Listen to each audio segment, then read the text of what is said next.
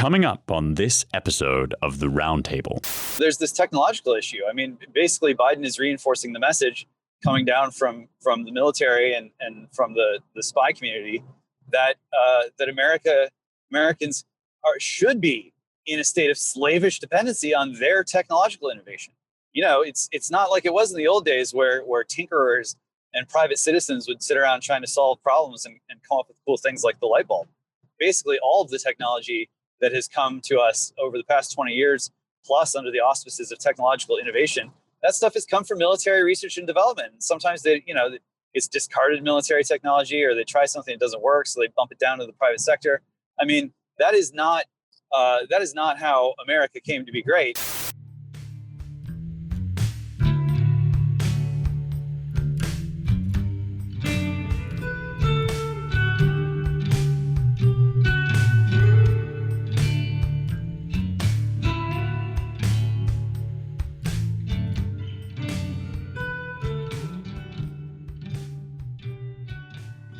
Hello and welcome to the Roundtable, the official weekly podcast of the editors and publisher of The American Mind. It's a skeleton crew. Today we're running our summer fellowships as we speak, which is one of our favorite times of year, but that means that a lot of our guys are out teaching the youth, indoctrinating them into the dark ways of the Claremont Institute and the Red Pill.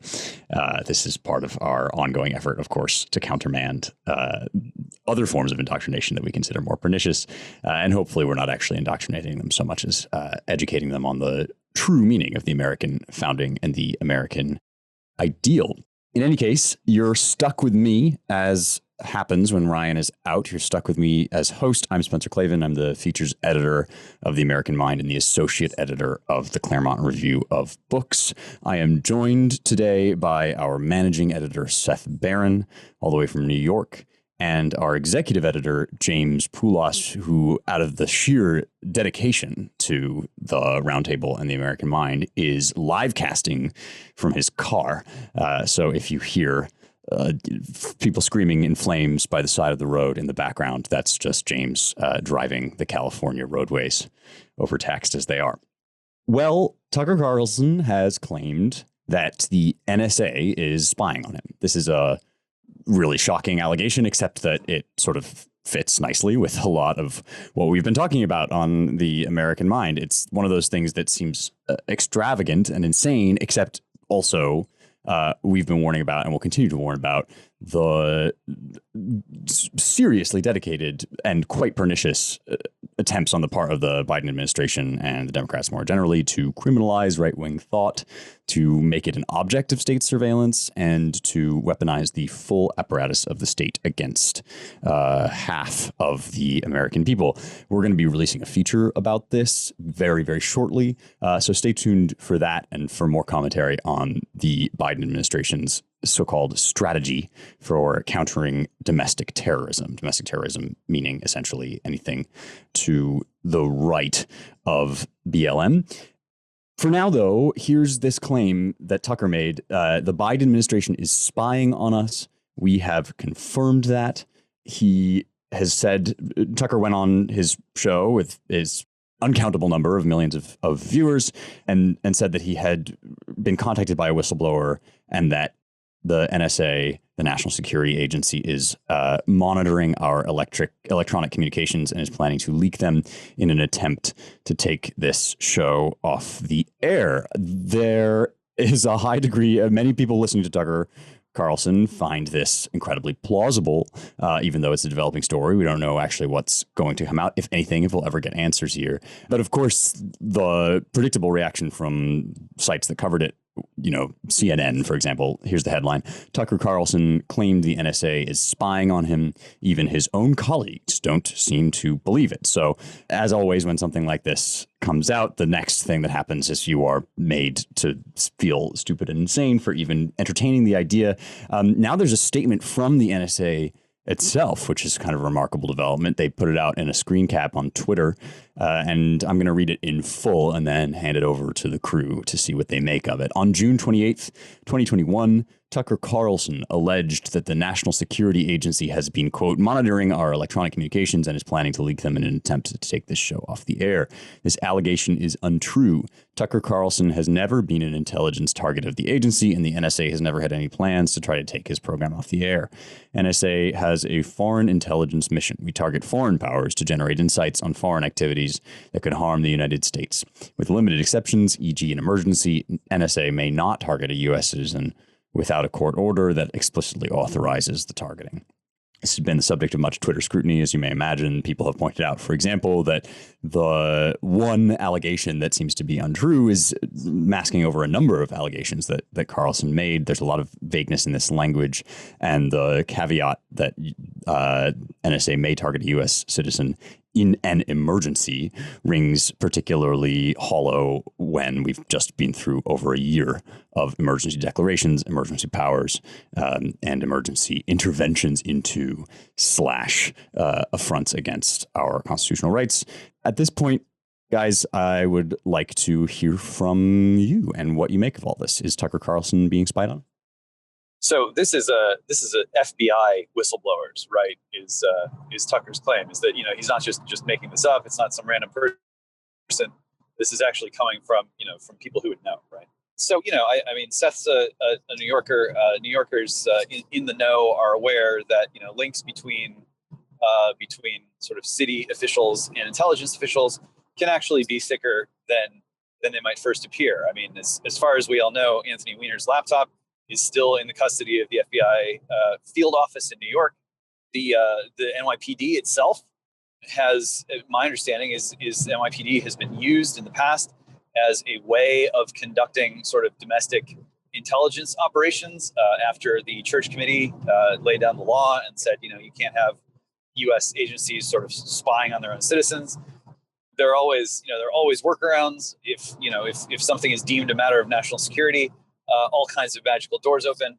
And one of the major problems with the intelligence community as it's currently structured is how it interfaces with the military industrial complex, not just the Pentagon, but also all the consultancies, and the way that since more or less since the creation of the atomic bomb, Gary Wills goes into this in his book Bomb Power very, very patiently, very clearly.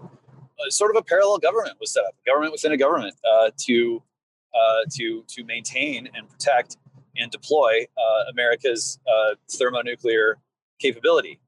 And to our misfortune, military and the intelligence community have been able to avail themselves of extraordinary powers that do not always have even executive oversight, as we would understand that in a constitutional sense. And so to begin with, this claim is not outlandish at all. And I think, ever since the Snowden revelations and even since the Patriot Act, many Americans have kind of assumed in the back of their head, they're like, well, they're probably just hoovering up everything I say and do anyway. Barack Obama, none less than Barack Obama, said explicitly, if you don't want it to be in the news, don't put it in your email. We've been receiving all kinds of signals. And of course, huge data sets from the federal government that the Chinese have just lifted and walked away with, much to the embarrassment of the feds. So it's clear that that our information is not locked down. The Fed's information is not always locked down. And then to complicate matters still further, we know that since almost the very beginning, the NSA has been freely sharing information and freely receiving information from GCHQ, the British equivalent of the NSA. So, really the intelligence community is an internationalized executive body with very little oversight, almost no guardrails, eating away at constitutional norms, and doing so in times of peace as well as war, blurring the line between peace and war, and basically breaking the rules until they're caught. And so, you can come up with various political justifications for this pattern of behavior, and many do. But the reality is that Tucker's claims are not outlandish, and that if you look at the statement, as many people have already observed on Twitter since the statement dropped, it has been carefully worded. And anyone with two brain cells who knows a thing or two about how intelligence works understands that the statement has been worded in a way that does not formally deny the allegations. A lot of this is reminiscent of the hot water that Sean Spicer got into when he repeated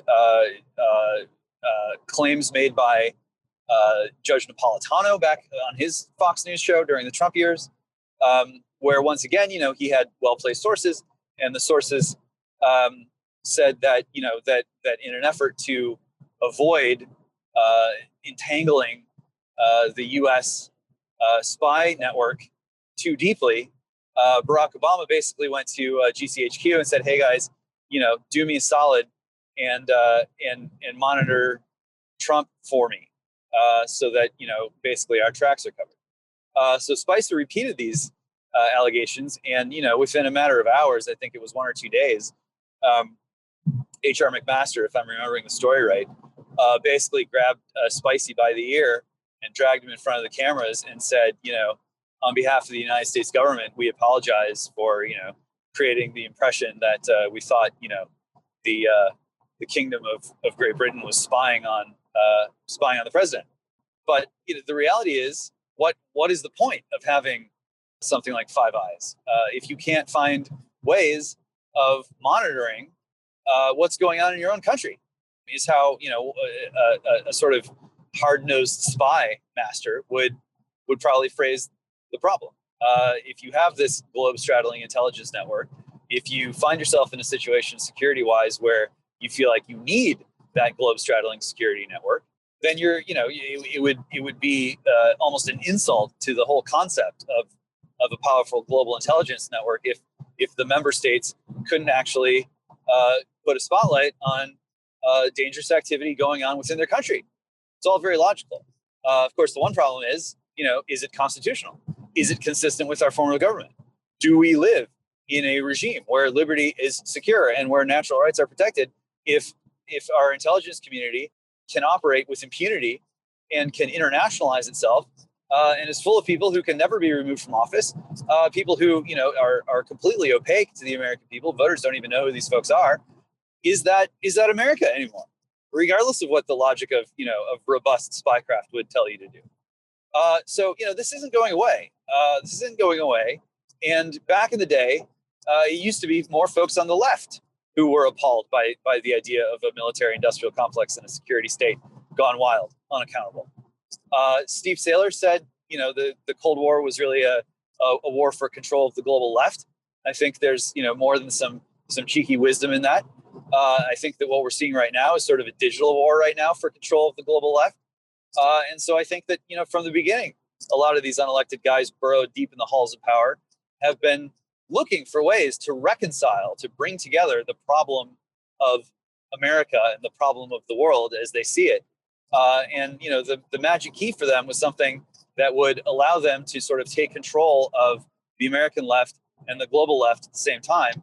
And what a coincidence that wokeness, we can talk about this later, is something that is being slobbered on by the Joint Chiefs, by the intelligence community. It all lines up very nicely, and I think Americans, regardless of their partisan affiliation, can't ignore this fact anymore, and many of them are waking up to it. Yeah, I agree with everything James said.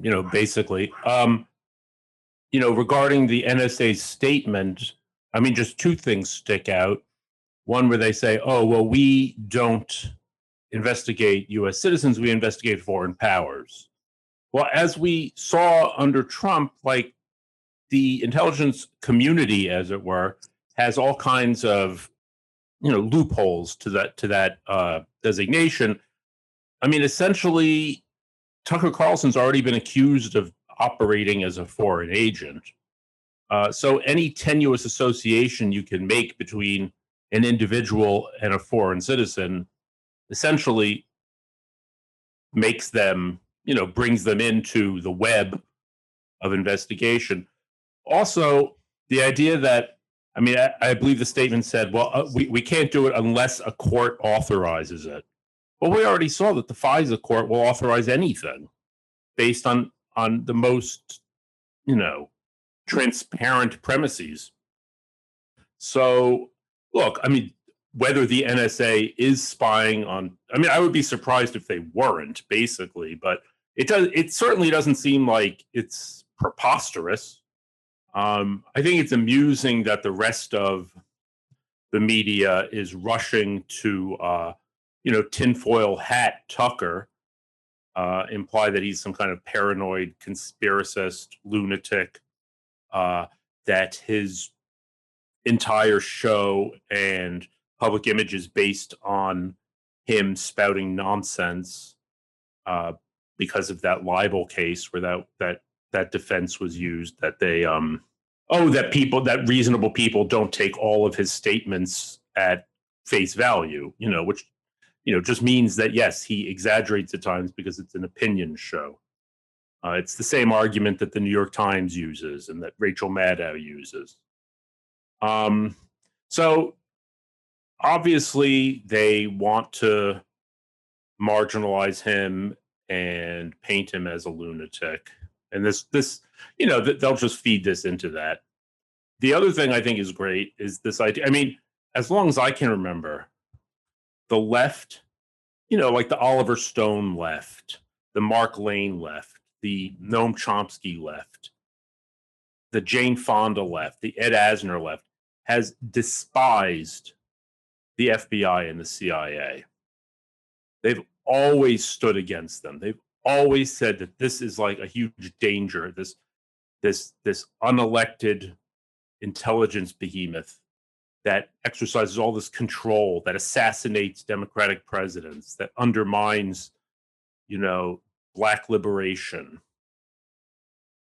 And to see all of a sudden that they adore them, that they talk about the intelligence community and put former CIA agents on television just gushing over them.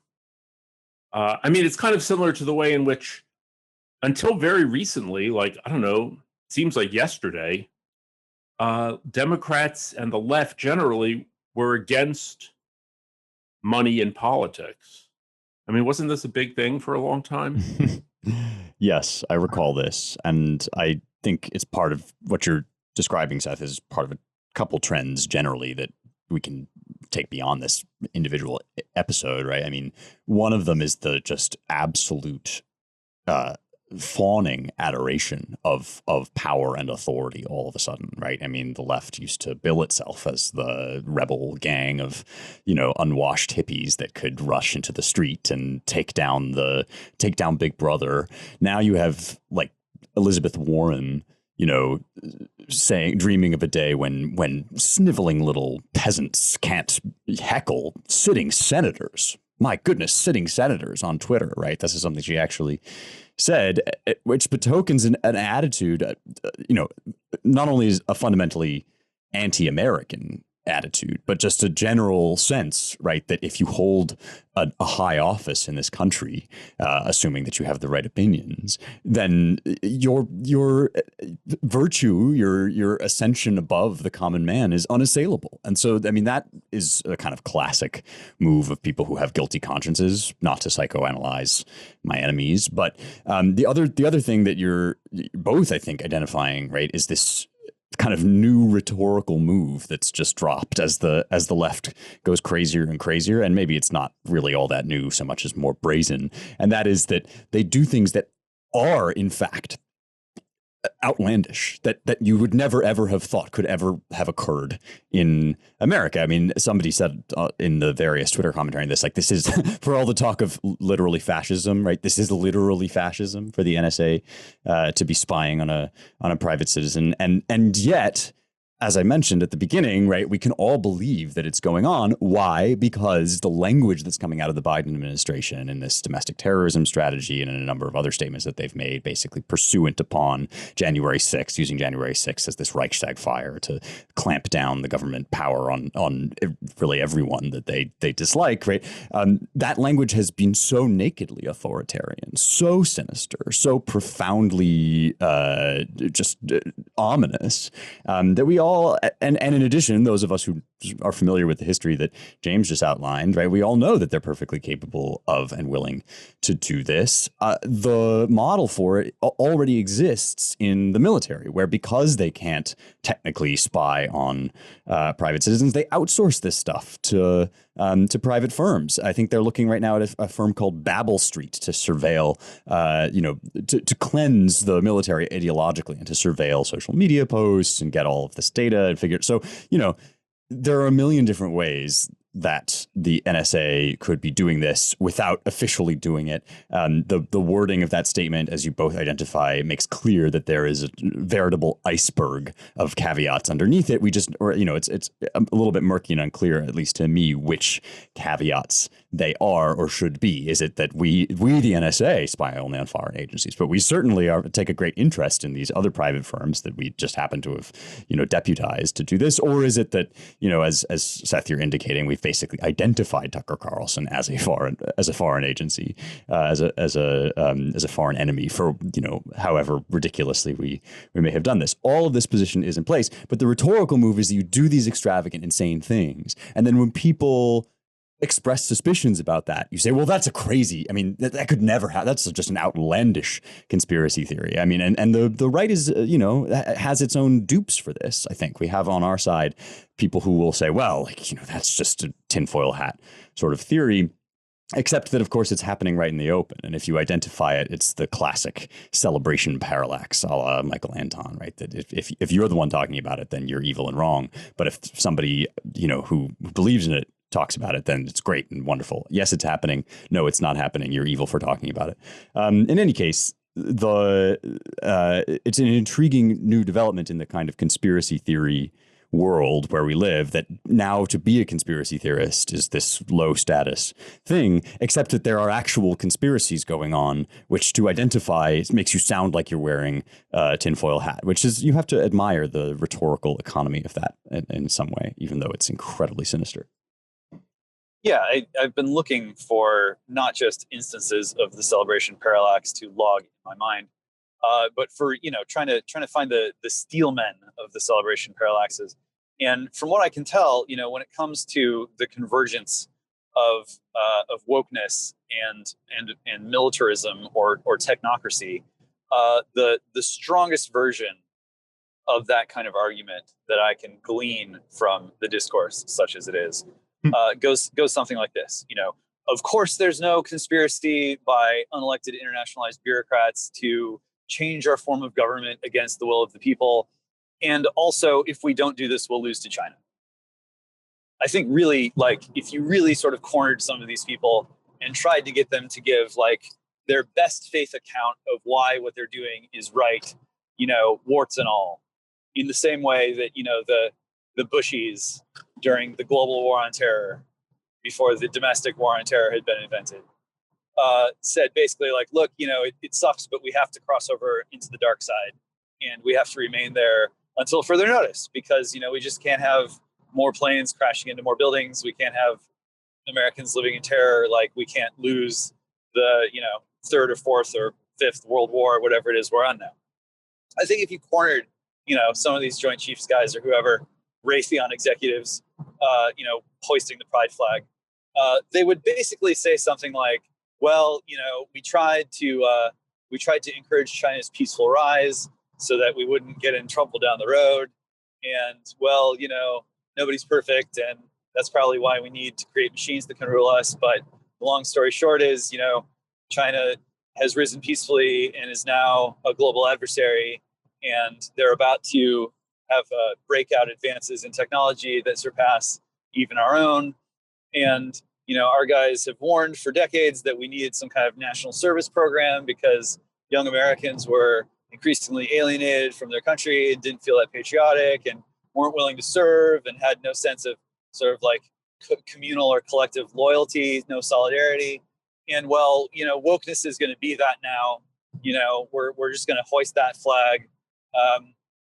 And without that social glue, we're not going to be able to get Americans organized behind the goal of confronting China, taking them on, making sure they don't dominate the world, and really ultimately making Chinese people realize that life is more awesome when you can sort of have total sexual freedom, and you don't even have to be attractive in order to have it, and we'll deliver the goods better for you than than the CPC leadership. That's probably, I think, what they would say. And unfortunately, on the right, the viewpoint diversity when it comes to China seems to be growing and growing, not in a particularly healthy way. Although I think that we do need to have a sort of more sophisticated discussion about how to deal with China and what can and can't and should and shouldn't be done. The right is so divided on these Chinese questions that it's really hurting our ability to, I think, adequately capture why the left today is so slavishly devoted to technocratic power and is blunting our ability to advance a rival grand strategy that really makes sense to Americans as well as earns their loyalty. James, how do they figure out a way to make unattractive people have sex? Well, I mean, look at San Francisco. Peeking through your fingers if need be. But basically, the idea I was just kidding. I was just kidding. Well, yeah. I mean, I will say though that like the old view, like the pre-digital view, was that if you were hot enough, you kind of had the golden ticket to be a complete libertine. That was what Hollywood was preaching, and what Silicon Valley has brought in sort of over the top and really at this point kind of broken the mystique of the Hollywood ideology of sex. Is like, well, really, technology is what is going to unlock the doors of sexual paradise for you, and that's your golden ticket. If you are willing to embrace the cyborg lifestyle in some form or another, then that's kind of the site or the location where sexual utopia can come in. Yeah, they're very against sexual attraction of any sort of natural kind. This is one of the intriguing ironies to me of the whole alphabet people part of everything, right, is that you're supposed to deprogram yourself. And this is, I presume, so that you can become a widget in the enormous digital machine that James is foretelling, right? It's just, you're not supposed to have a reaction, a sexual response to a certain gender. That's genital preference. You're not supposed to find fat people unattractive. That's fat phobia. And all of this presumably has been instilled in you a la a kind of Rousseauian blank slate. It's been instilled in you by these evil power structures that have turned you into a terrible tool, even an unwitting tool. I mean, maybe you may be a very good leftist, but by liking skinny women or women at all, you are a tool, a pawn of the patriarchy and of systemic racism. So I'd actually like to talk about that in a distant sort of way. I'd like to talk about this form of thought making its thoroughgoing way into the military, which really seems to be a testing ground for a lot of this stuff. I mean, I talked about the sort of surveillance technique of outsourcing spying to private companies. That seems to be tested out in the military, and then as a mode of just taking over an entire institution, probably in part because it was originally devoted to so many kind of masculinist and traditional values, but also, I suppose, since it is inevitably going to be the nexus of power in any regime, the military has been a serious target of woke ideology. And the Joint Chiefs of Staff chairman, Mark Milley, this is a general, sat down on Wednesday, so really last week, I guess, and was asked about the January 6th unrest. He says, I do think it's important actually for those of us in uniform to be open-minded and be widely read, and it is important that we train and we understand. I want to understand white rage, and I'm white. These are talking points prepared for the Joint Chiefs Chairman by any number of just formerly unhinged ideologues. I say formerly because now these are the people that kind of run the country, but we've done some writing about this at the American Mind, especially on our Substack. You can find James's latest on this there at americanmind.substack.com. Ryan has written a little bit about wokeness as our major cultural export on pain of death. But it is striking to me that this has become a kind of test case for techniques of institutional capture that will then, a couple months down the line be rolled out more generally and more widely. Perhaps again because this is an institution that's well within the government's control, but perhaps also because it's a hinge institution. In any case, do you guys experience any white rage at the announcement of the Joint Chiefs Chairman? I'm experiencing white rage because apparently Bill Cosby was just released from prison. Oh my gosh, really? Yeah, and his charges were dismissed, I guess, with prejudice, so he can't be prosecuted any further. That actually doesn't really bother. I mean, well, it does bother me, but I'm not going to say that I'm feeling white rage about it. What I think about is funny about the general's comments is that he said, like, I want to understand what happened, and that's why we need to study white rage. So that means he's not interested. He knows what happened. He knows that it was he already has his answer. That white rage informed the January 6th protest, riot, melee, whatever. I think it's very clever how they have just shifted the entire terms of the discussion of the January 6th thing into white nationalism. When there's really no evidence that there was anything white nationalist about it at all, except that most of the people there were white. But I think in our system of looking at motivation, we're not supposed to just assume that if a bunch of people of one race are doing something that it's a manifestation of racial consciousness and racial solidarity and racial hatred. I thought that was the way we do it. But yeah, this white rage thing is really something. I mean, I've noticed, like on Twitter, I get this a lot.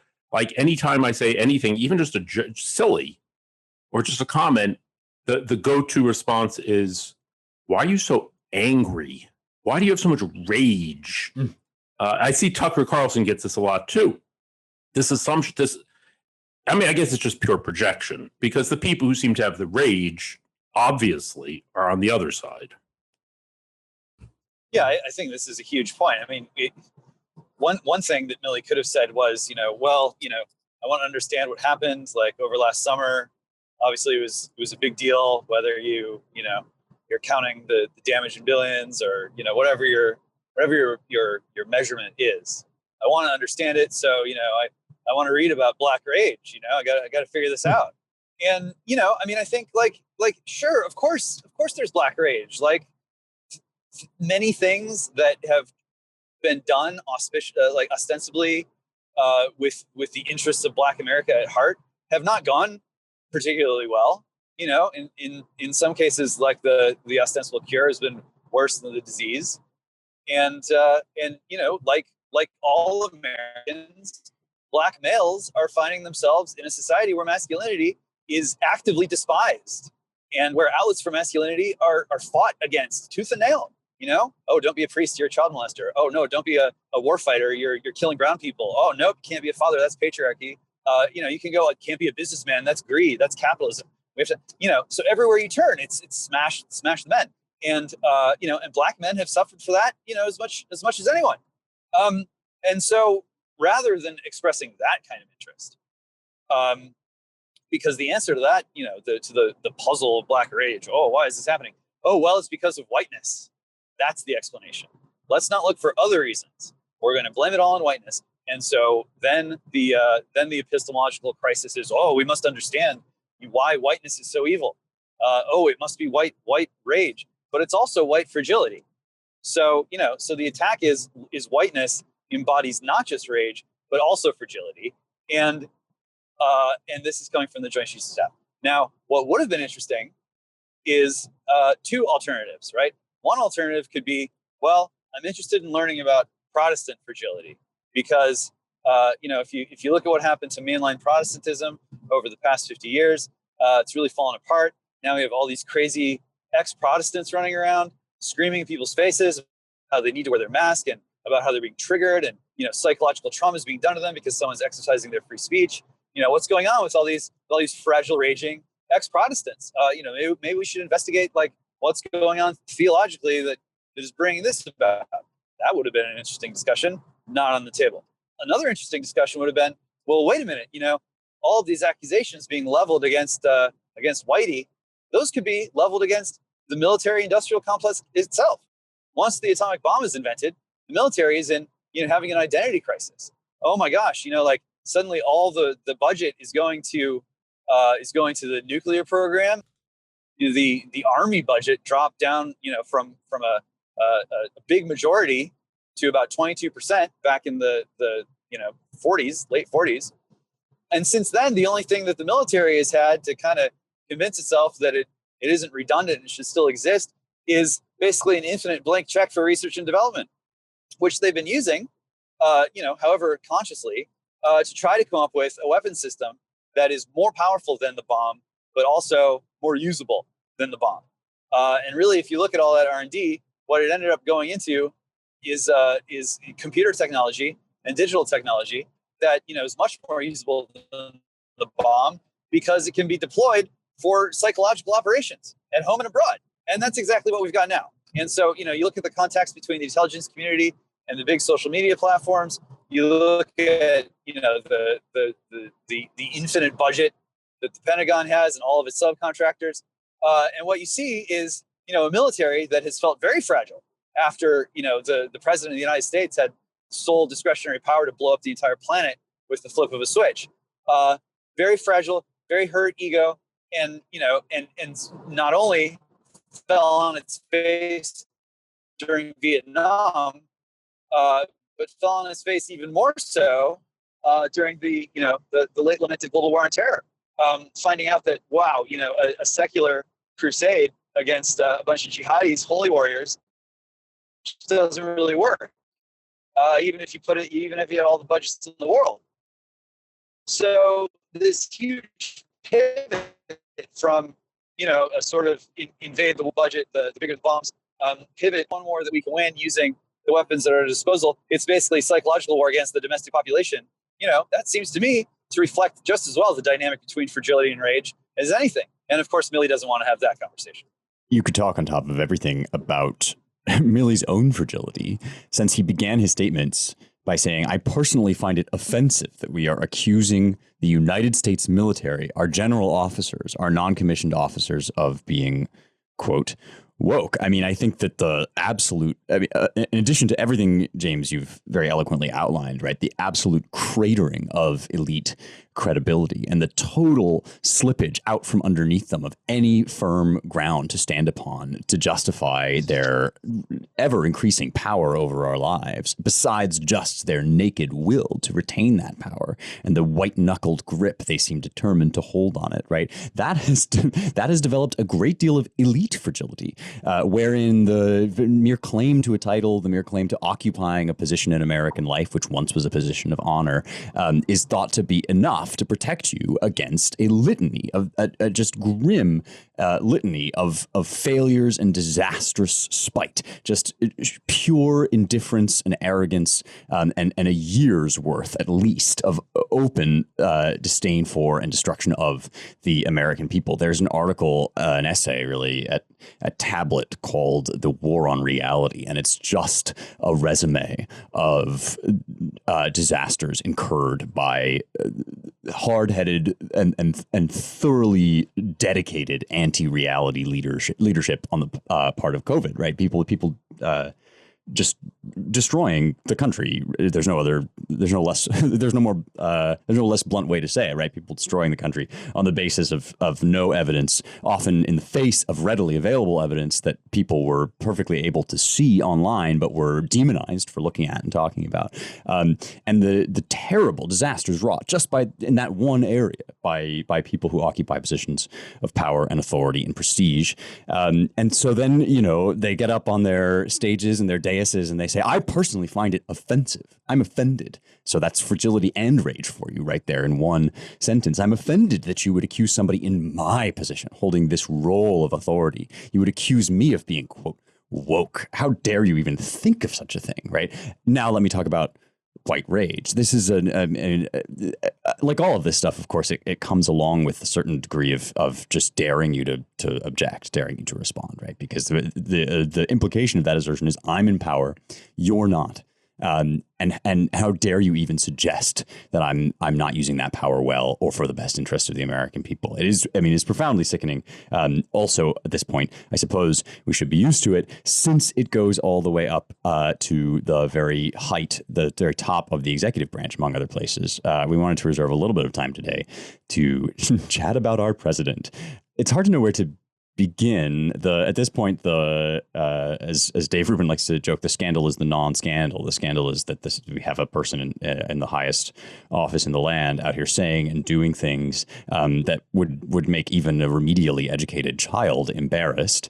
Recently, we have a couple good ones. There was Biden's speculation that the Latinx population, or as Ryan likes to say, the Latinx population, isn't getting vaccinated because they're afraid of being deported because, of course, as we know, all Latinx people are illegal immigrants and also something the Tuskegee Airmen. But this one is, as I guess, about black people, that black people are afraid of being experimented on. So, I mean, they create, of course, this story that reduces every dynamic, the many complex dynamics of decline and dysfunction that James elucidated earlier, right? Reduces all of this to pure racial grievance, racial consciousness, racial history. The only reason that black people could be suspicious about vaccines is that the Tuskegee Airmen were experimented on, and others, says Biden. So this is a remarkable set of statements to be coming out of the White House, out of a White House which claims not only to be a kind of a pacific break from the disasters of the last 4 years, but also is asking for an astonishing wish list of power over the American people. Does anybody have control over this? You guys, is this a person that is genuine, just a sort of, batty, senile, woke-addled old man just kind of running rampant in the White House? Or is there something more structured and intentional going on here in these disastrous press conferences? I think regarding statements like that, it's just senility on parade. I think it's interesting that, and this comes back to the whole white rage, black rage, or white rage, black joy. We hear that a lot too, black joy. I don't know if you're familiar with that phrase. It's fun to Google. This idea, well, there's two kinds of anti-vaxxers. There's white Trumpists who are just like befuddled idiots who don't understand science. And then there's reasonable people on the other side who have justifiable concerns. The idea that Biden confused the Tuskegee Airmen, like the sharecroppers associated with the Tuskegee Institute, whose syphilis went untreated. The idea that he made this mistake and that it was completely ignored, complete silence about it, and this remark about Latinx that they're all terrified of being deported. I mean, forget about what the reaction would have been if Trump had said this. The fact is, like, just out of curiosity, I put on my Twitter. Now, I don't have that many followers, but most of them are pretty right wing. I said, are you aware of Biden's recent comments about the Tuskegee Airmen? And only 1/3 of people who responded had even heard of it. So this isn't nobody is conscious of what's going on. You're right. The scandal is the non-scandal. And I think if Biden's handlers were in better control of the garbage that comes out of his mouth, then it would have had to have been planned. I mean, they would have been in control of the narrative, but they clearly aren't, so they have to just squash it. I mean, I find it like it's just so comic and so terrifying at the same time that, I mean, it just seems to, it's like if, I don't know, Brezhnev was allowed when he was totally senile just to say whatever the hell he wanted. And they wouldn't even report it. But at least then, I mean, any intelligent person knew that what was being published in Pravda was just nonsense. Nowadays, like, all the intelligent people seem to think that things are going very well. And that Biden, you know, maybe he gets a little tired sometimes, or he has, you know, they came up with this story that he suffers from a stammer, and that to make fun of the way he has these lapses in logic, or just falls silent, or, you know, comes out with like egg salad logic, that it's ableist somehow to make fun of someone with a stammer, when I don't think that's really what the problem is. It's terrifying. So one comment that Biden made, which did receive some press attention during this time span we're talking about, was his remark that, you know, basically these fools out there in Rube country who think that they can protect their liberties by actually, you know, bearing arms, like these imbeciles, you know, no, you actually need nuclear weapons if you want to take on the United States of America. What he didn't say is, you know, you need your own NSA, you need your own special relationship with, you know, GCHQ. He didn't say that. But, you know, what the way it was presented with, you know, the troll face and the customary smugness was repugnant in its own right. Of course, you know, gun advocates got bent out of shape by this, as well they should. But above and beyond the question of guns, which, you know, they are necessary for protecting our liberties, but may not be sufficient. You know, there's this technological issue. I mean, basically, Biden is reinforcing the message coming down from the military and from the spy community that Americans should be in a state of slavish dependency on their technological innovation. You know, it's not like it was in the old days where tinkerers and private citizens would sit around trying to solve problems and come up with cool things like the light bulb. Basically, all of the technology that has come to us over the past 20 years, plus under the auspices of technological innovation, you know, that stuff, David Goldman has been, you know, very good about laying this out. That stuff has come from military research and development. Sometimes they, you know, it's discarded military technology, or they try something that doesn't work, so they bump it down to the private sector. I mean, that is not how America came to be great. And judging by the ways that these technologies have been deployed, it's not the way that America is going to recover its greatness. We need a Second Amendment for certain kinds of technology. If Americans can't themselves be innovators, then, you know, then we're all going to be as slavish with regard to power as, you know, these poor souls on the left who have been completely sort of brainwormed into thinking that they need to lick the boots of their former nemesis in the country. Yeah, that Biden speech about guns was really a kind of it was an apogee of all the trends we've been talking about. It was incoherent, it was rambling, it was aggressive, it was snide. And one of the lines that I loved was, "We're not changing the Constitution, we're enforcing it." Right? This idea that we're actually fortifying America by morphing it into a monoparty surveillance state. This was like when the election became such an enormous boondoggle, and when the 600 plus court cases that Democrats had fought to interfere with normal voting process using COVID as pretext led to a complete snafu when it came to counting votes, and total chaos and anarchy and unknowing about what was going on in some of these counties and states.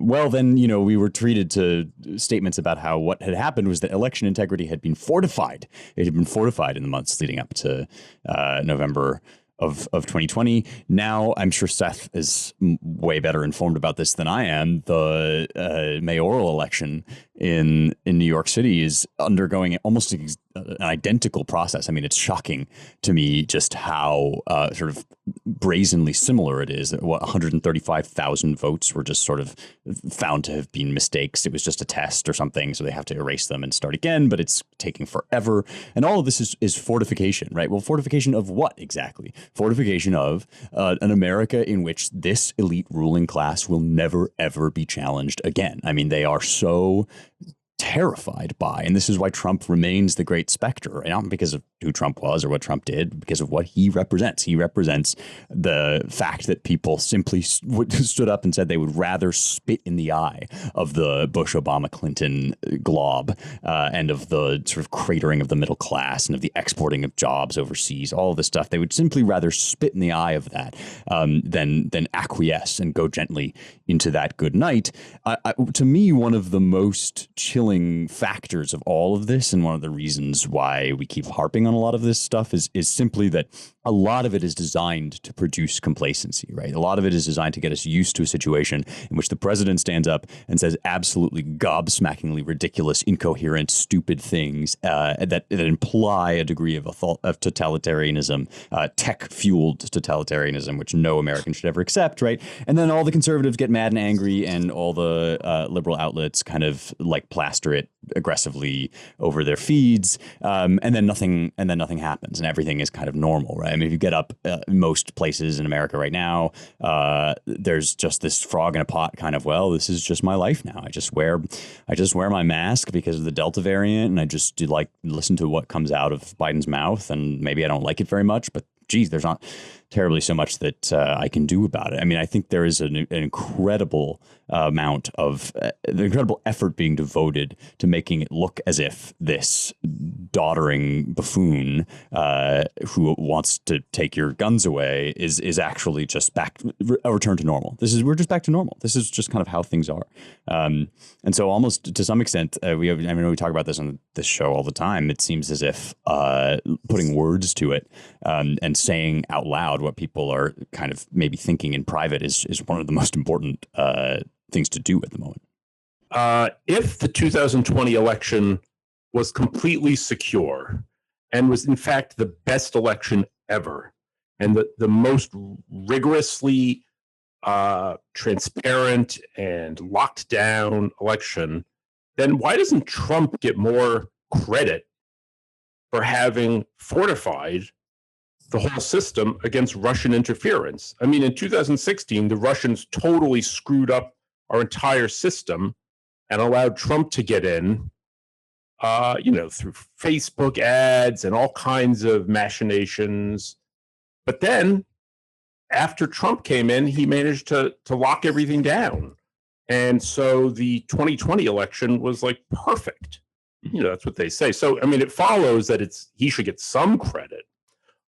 I have a very low view of people's ability to experience cognitive dissonance, and the way that they define people in and out of these categories at will to suit their pleasure and their political aims just suggests to me that, like, they'll, make Bill Cosby into a hero and Brandon Tatum into a white supremacist. They'll just, decide that Peter Thiel's not gay, and they'll decide that you're not gay. But eventually it'll be like, you're only really black person if you're vaccinated, right? It'll be like you only actually count in any of these categories if you've gotten the vaccine, you're still wearing your mask indoors, and also you voted for Joe Biden. He said, which is what he said when he was running, right? If you ain't voting for me, you ain't black. I don't know. I guess I feel like these narratives don't have to triumph over each other in their perspective scheme, because their coexistence and the tension between them is sort of the point. We are running out of time, so although we could sit here and dredge up cursed Biden content forever, unfortunately we cannot. It's been a pleasure chatting to you, gentlemen. Thank you for hopping on, and thank you all for listening to the Roundtable. If you want to support our work, visit claremont.org/donate. Please do consider doing so. It's a great time for it. And if you want to learn more about all our projects and writing, visit our websites at americanmind.org, Claremont.org, ClaremontReviewOfBooks.com, and our brand new Washington, D.C.-based Center for the American Way of Life at dc.claremont.org. I will add, as I always do, that we have a Substack, and you should check it out. It's called The American Mindset at americanmind.substack.com. It's where we bring a lot of our quirkiest and most red pill takes, so you won't want to miss it. Also, please do rate, share, and subscribe at Apple Podcasts or wherever you get your podcasts. A 5-star review on Apple does an enormous amount to help us climb the ranks, spread the word, and get this message out, which we hope you will agree is something that needs doing. Thanks to the production and engineering crew, Jake Gannon and Annalisa Lee, and thanks to you all for listening. We will talk to you next week.